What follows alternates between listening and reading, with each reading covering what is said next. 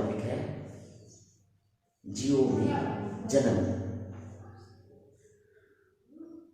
जनन या इसको दूसरा नाम हम प्रजनन के नाम से भी जानते हैं।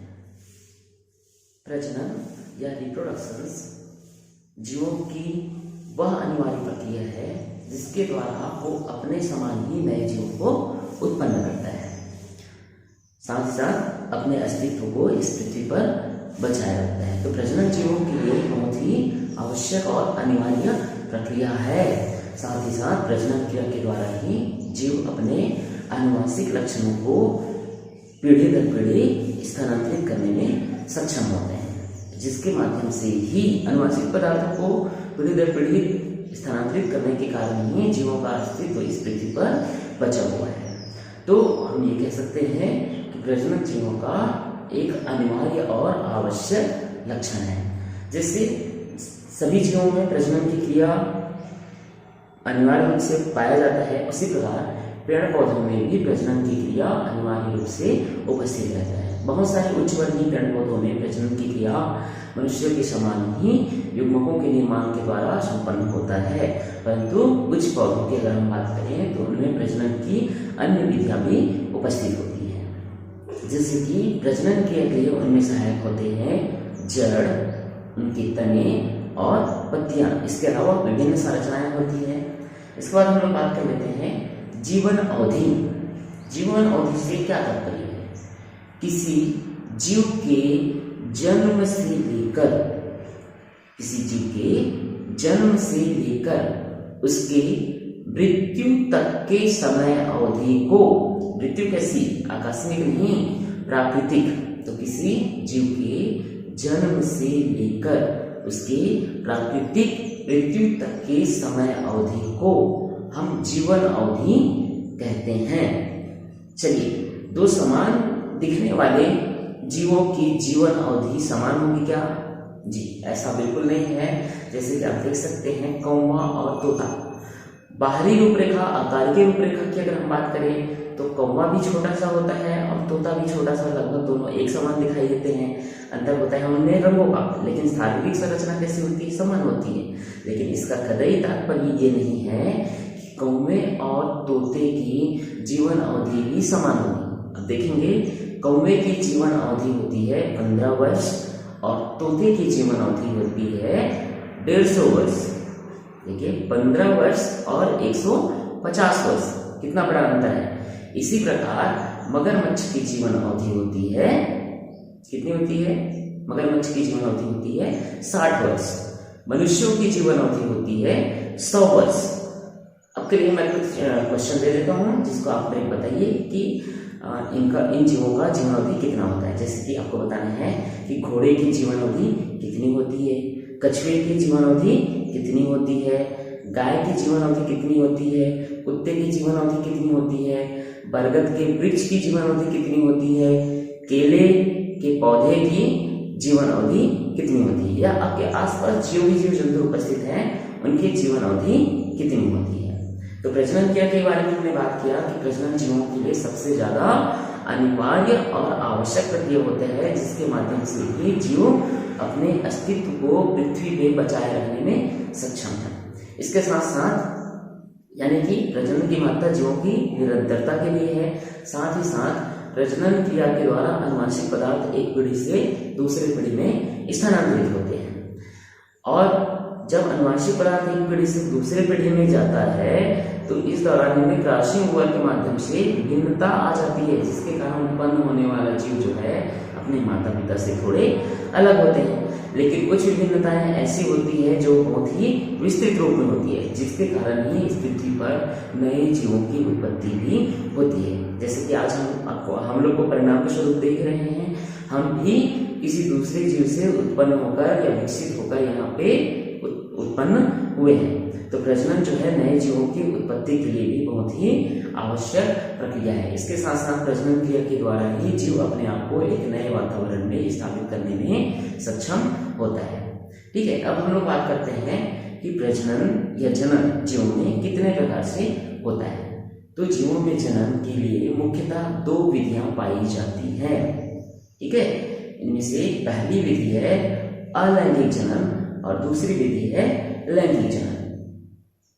अलैंगिक जनन वह जनन होता है जिसमें युग्मकों का निर्माण नहीं होता है, यानी बिना युग्मक निर्माण के ही एक नए जीव की उत्पत्ति होती है। तब इस प्रकार के प्रजनन को हम अलैंगिक प्रजनन या अलैंगिक जनन के नाम से जानते हैं। युग्मकों का निर्माण नहीं होता है, इसका सीधा सा अर्थ है कि एक ही जीव के द्वारा दो नए जीवों की उत्पत्ति हो जाती है। अलैंगिक प्रजनन की क्रिया में नर या मादा जीवों की आवश्यकता नहीं होती है, कोई भी एक जीव से ही दो नए जीवों की उत्पत्ति हो जाती है। दूसरी तरफ हम लोग बात करते हैं लैंगिक जनन। लैंगिक जनन में युग्मकों का निर्माण होता है और युग्मक के संलयन के फलस्वरूप ही एक नए जीव की उत्पत्ति होती है।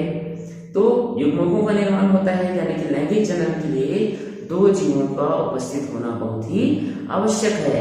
वो दो जीव कौन कौन से होंगे? एक होगा नर और दूसरा होगा मादा।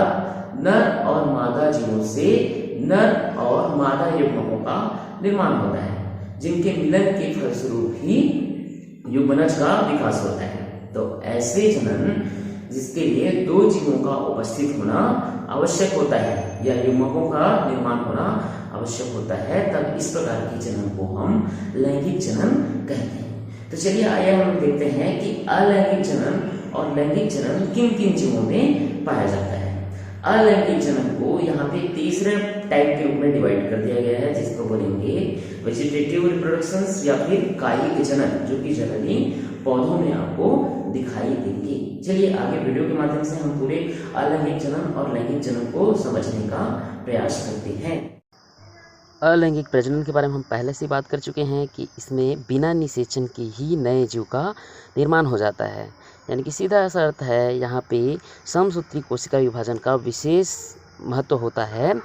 और समसूत्री कोशिका विभाजन होती है, इसीलिए बनने वाली कोशिका हूबहू अपने मातृ कोशिका की समान होती है। ऐसी कोशिकाओं को हम क्लोन या रैमेट कहते हैं। तो यहाँ पे जितने भी जीव अलैंगिक प्रजनन के फलस्वरूप बनेंगे वो क्लोन होंगे। अलैंगिक जनन की विधियाँ हैं विखंडन, मुकुलन, गेम्यूल निर्माण, खंडीभवन और बीजाणुओं द्वारा। विखंडन वह प्रक्रिया है जिसमें जीव का शरीर दो या दो से अधिक भागों में विभाजित हो जाता है। जनरली विखंडन निम्न श्रेणी के जंतुओं विशेषकर प्रोटोजोन्स में पाया जाता है। इसमें पहला प्रकार होता है द्विविखंडन। द्विविखंडन की बात करें तो इसमें जीव का शरीर जो है दो भागों में विभाजित हो जाता है। द्विविखंडन के बहुत सारे प्रकार होते हैं। इनमें से पहला प्रकार है सरल या अनियमित द्विविखंडन, जो कि मुख्य रूप से अमीबा में देखने को मिलता है। तो चलिए बात करते हैं सरल या अनियमित द्विविखंडन के बारे में। सरल या अनियमित द्विविखंडन में किसी भी जीव का शरीर किसी भी अक्ष से दो भागों में विभाजित हो जाता है। जैसे कि आप डायग्राम में शो हो रहा है, अमीबा बॉडी मुख्य रूप से सबसे पहले केंद्रक का विभाजन होना प्रारंभ होता है, जिसको कैरियोकाइनेसिस कहते हैं, और इसके बाद कोशिका द्रव में विभाजन होता है, जिसे साइटोकाइनेसिस कहते हैं। इस प्रकार एक मदर अमीबा डिवाइड होकर दो डॉटर अमीबा का फॉर्मेशन करता है। इस प्रकार के विभाजन को सरल या अनियमित द्विविखंडन कहते हैं। इसके बाद दूसरा टाइप है अनुप्रस्थ विभाजन। अनुप्रस्थ विभाजन में जीव का शरीर अनुप्रस्थ अक्ष से विभाजित होता है, जिसके फलस्वरूप एनिमल्स दो भागों में विभाजित हो जाता है। इसमें भी सेम प्रक्रिया होती है, पहले न्यूक्लियस का डिवीजन, देन साइटोप्लाज्म का। बहुविखंडन अमीबा और प्लाज्मोडियम में देखने को मिलता है, जिसमें पहले केंद्रक विभाजित होता है लगातार और अनेक केंद्रक का निर्माण करता है, जिसके फलस्वरूप बहुत सारी मात्रा में पुत्री कोशिकाओं का निर्माण होता है। अलैंगिक जनन की दूसरी विधि है मुकुलन या कलिकायन। यह विधि कुछ स्पंज जैसे कि साइकॉन, कुछ सिलेंट्रेट्स जैसे कि हाइड्रा और चपटे कृमि प्लेनेरिया में पाया जाता है। चित्र में आपको हाइड्रा शो हो रहा है, जिसमें हाइड्रा की बॉडी में सबसे पहले एक छोटे से उभार के रूप में कलिका का निर्माण प्रारंभ होता है। कलिका निर्माण के बाद कलिका के अग्रस्त सिरे पर माउथ और उसके चारों तरफ माउथ को घेरे हुए टेंटिकल्स या स्पर्शक का निर्माण होता है। कलिका थोड़ी सी विकसित होती है और विकसित होने के बाद मर्डल की बॉडी से अलग होकर सब स्ट्रेटम से जाकर चिपक जाती है और अपना जीवन स्टार्ट करती है। अलैंगिक जनन की अगली विधि है जेम्यूल्स, जो कि विशेषकर स्पंजों की पहचान है। साइकॉन के शरीर की कोशिकाएं अविभेदित होती हैं तथा जनन के लिए जिम्म्यूल का निर्माण करती है। ये जिम्म्यूल साइकॉन की बॉडी में उपस्थित कांटों के द्वारा सुरक्षित होती है तथा अनुकूल परिस्थिति आने पर एक नए जीव का निर्माण करती है। अलैंगिक जनन की चौथी विधि है खंडीभवन या पुनरुद्भवन, जो कि प्लेनेरिया, हाइड्रा, साइकॉन में पाया जाता है। यदि इन जीवों के शरीर को किसी भी पोर्शन से काट दिया जाए तो जीव अपने पूर्ण शरीर का निर्माण पुनः कर लेता है। यदि प्लेनेरिया के सिर को 2 आधे हिस्सों में काट दिया जाए तो ये प्लेनेरिया के एक ही शरीर में 2 सिर का निर्माण हो जाता है। अलैंगिक जनन की 5वीं विधि है बीजाणुओं द्वारा जनन, जो कि कवकों, शैवालों, प्रोटिस्ट तथा मोनेरा समूह के सदस्यों में पाया जाता है। इसमें सबसे पहले कवक तंतु से एक विशेष संरचना का निर्माण होता है जिसे बीजाणुधानी या स्पोरेंजियम के नाम से जाना जाता है। उसके बाद बीजाणुधानी में उपस्थित केंद्रक अनेक बार विभाजन करता है, जिसके फलस्वरूप बहुत सारी बीजाणुओं का निर्माण बीजाणुधानी के अंदर हो जाता है। उसके बाद बीजाणुधानी की दीवार फट जाती है और उनमें निर्मित बीजाणुओं का संचरण हवा के माध्यम से विभिन्न स्थानों तक हो जाता है और जिन जिन स्थानों पर ये हवा के माध्यम से पहुंचते हैं वहां पर प्रवेश करके नए प्रकार के कवकों और शैवालों का निर्माण करते हैं।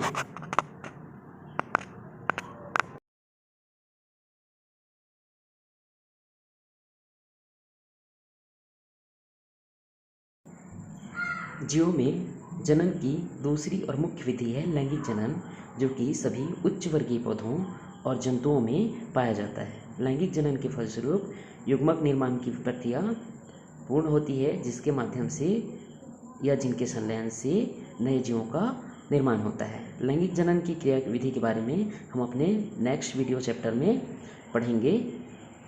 And thank you for watching.